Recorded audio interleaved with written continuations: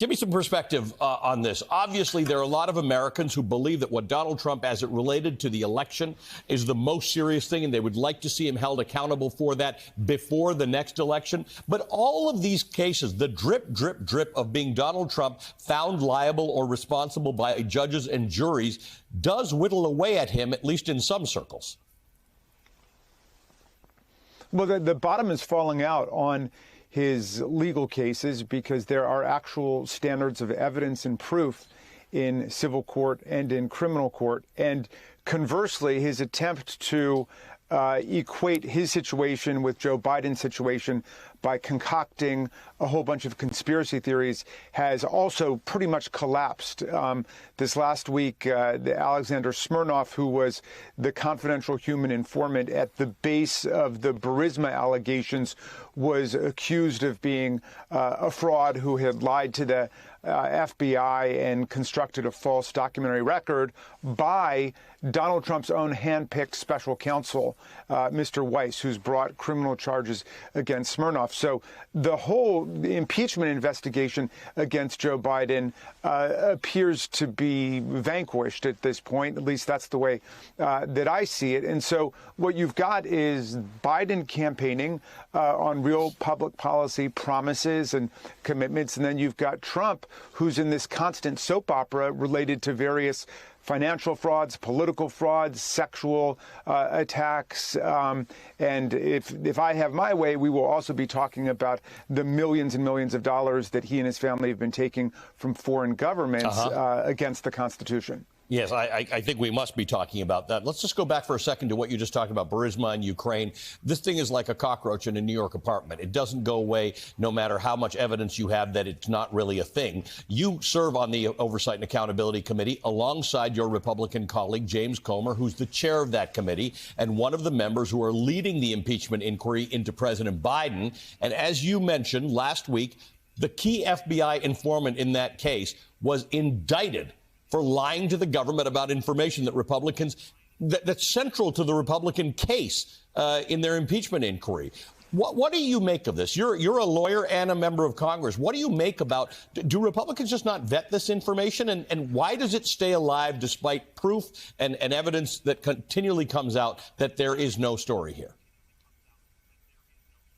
Well, there have been nearly a dozen refutations of these Burisma claims, including by the former head of Burisma, including by Rudy Giuliani's right-hand man, Lev Parnas, who wrote Chairman Comer and me as the ranking Democrat a long letter saying this is all based on a house of cards, fraudulent allegations. It's time to let it go. Even the Republicans in the Senate investigated in 2020 and came back empty-handed, saying that there was nothing there.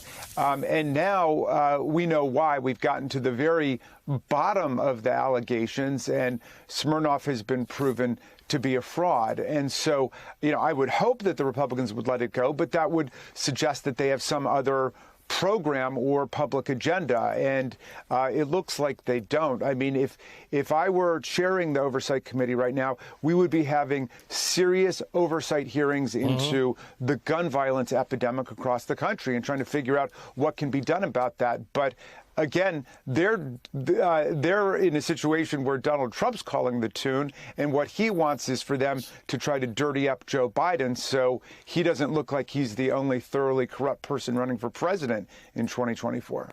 Let's go back to this Alvin Bragg case, the so-called hush money trial. It's the first criminal trial, it may be, of a former president.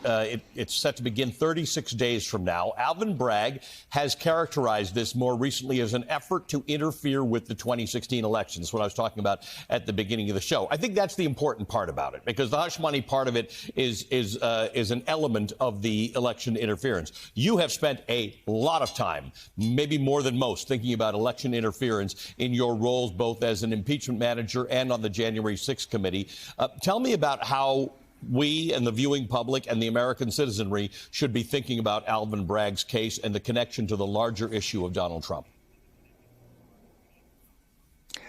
Well, I think of it as Donald Trump never accepting Joe Biden's election in 2020. And we know he didn't accept it, and he was trying to condition his followers not to accept it even before the election took place, going around the country saying the only way he can win is if there's fraud, and preparing people for what he knew from the polls was a certainty, which was he was going to lose. And he lost to Joe Biden by more than 7 million votes, 306 to 232 in the Electoral College, a margin that he had declared an absolute landslide when he won by the same number of electoral votes against Hillary Clinton in 2016. But we know that he levied a violent insurrection against the election. He tried to overturn it in the states at the Department of Justice. And then, of course, he finally tried to get his vice president, Mike Pence, to step outside of his constitutional role and just declare Trump the winner or kick the whole thing into a contingent election. But he never accepted Biden as president, and he's continued to rail about that, and now is going around the country saying he will pardon the January 6th insurrectionists who attacked our officers and so on. So his approach to elections is that he will do anything to concoct a story that he has won, and he will do anything to undermine the other side other than just go out to the country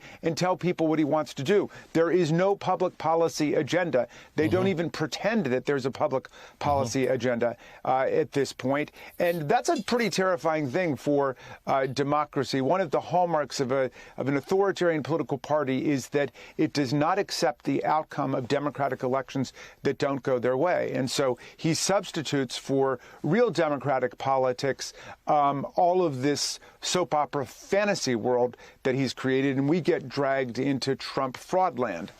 Well, let's go a little farther with this whole idea that there's no domestic policy. You mentioned when talking about the Joe Biden and the Comer stuff that, you know, if they could just pivot away from that and talk about real things. Last week, they tried to make a pivot. The House Republicans managed to impeach the Homeland Security Secretary Alejandro Mayorkas. And I don't know if you know anybody who knows why he was impeached for anything that resembles high crimes, misdemeanors, or bribery. Sounds like he's following government policy. Policy that Republicans in the House wanted to change, and they managed to get compromised with Democrats on changing. So even when they pivot away from nonsense, they pivot into other nonsense. That's right. The Senate spent months negotiating a border compromise agreement, and they came up with it because Donald Trump dictated to Mike Johnson and the GOP that they should not accept aid going to Ukraine. We know that Vladimir Putin didn't want that, and aid to Israel and aid to the suffering people of Gaza, unless there were a border deal. So a border deal was arrived at. After agonizing compromise, they came back with it. Senator Langford, Senator McConnell say, here, we've got the deal. Everybody's ready to vote on it. But then, of course, the fourth branch of government and the fifth branch of government, Donald Trump and Vladimir Putin, said no, they don't want any kind of agreement or deal at all. So they exploded it and they blew it up. And so now we're back to, all of his performative nonsense and the circus antics of the GOP instead of us being able to focus on real policy. Meantime, the people of Ukraine are under the gun of Vladimir Putin's filthy, bloody invasion and the militarized drones and the attacks on the civilian population. There is more suffering in Gaza taking place. We haven't done anything about that. We haven't gotten aid to Israel. In other words, we haven't dealt with the whole package that President Biden sent several months ago because they simply have no program on the Republican side. It's remarkable. Congressman, good to see you this morning. Thank you for joining us, the Democratic Representative Jamie Raskin. If it makes you feel any better, I have already put evac on alert. He's ready to go if it comes to that. General, I can assure you. Hey, General, let me into the war room to see you, so I had to hack my way onto this frequency. This better be critical, Wheelie. Sir, come on, when is it not? Please. Okay, couple of things. I'm running low on the dough. I was thinking about taking a couple of months sick leave, maybe starting today. And, oh yeah.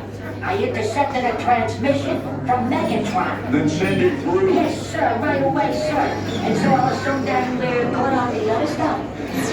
This is your last warning, insects. Relinquish what remains of the Allspark. So who's the insect? You? What?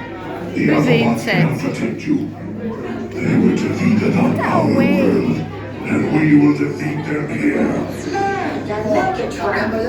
This was just a diversion. Security, please bring him up. Ravage, he's already inside. Deeds! Give me an update on that reserve. Boss readiness. What was his name? What was it? Evac, sir. Right, evac.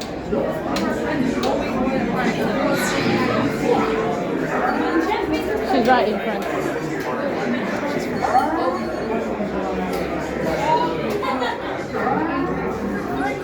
We are facing a heavy sustained attack. They appear to be after the All-Star aircraft. General, watch out! General! We need this evac immediately. Evac, evac, evac.